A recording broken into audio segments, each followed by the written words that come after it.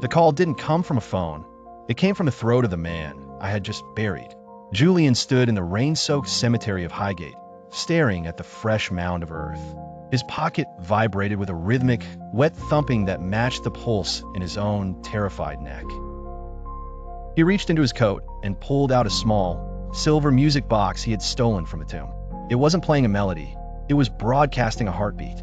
A voice, muffled by layers of soil and wood, whispered from the tiny gears. "You took the wrong soul, Julian." A shadow detached itself from a nearby mausoleum. It was the gravedigger, a man whose face looked like a topographic map of a battlefield.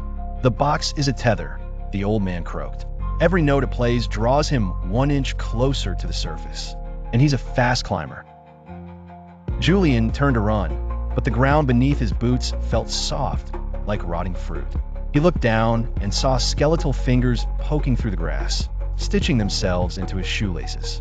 The dead were not rising. They were pulling him down into their silent world. "What do you want?" Julian screamed at the music box.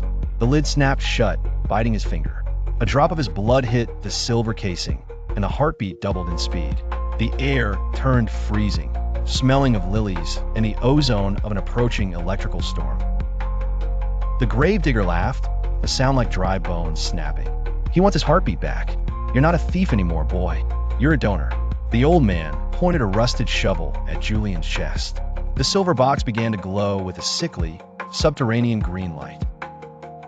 Suddenly, the ground erupted. A hand, pale and translucent as parchment, gripped Julian's throat. It didn't squeeze. It felt like it was absorbing his warmth.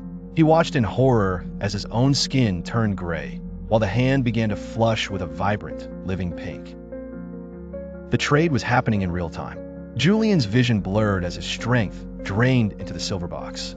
He realized the box was a reservoir, a vessel used by the ancient London elite to swap their dying bodies for fresh ones. He was the perfect, unsuspecting host. With a surge of adrenaline, Julian slammed the music box against a stone headstone. The silver cracked, and a black, oily smoke hissed out. The grip on his throat loosened as the entity inside the box wailed, a sound that echoed through the hollows of every grave. The smoke didn't vanish. It swirled around the gravedigger, who fell to his knees in prayer. "The master is hungry," the old man cried. Julian didn't wait to see the feast. He scrambled over the iron fence, his lungs burning as he reached the gaslit street. He ran until he reached his apartment in Soho, locking every bolt and drawing the heavy velvet curtains. He collapsed into his chair, his heart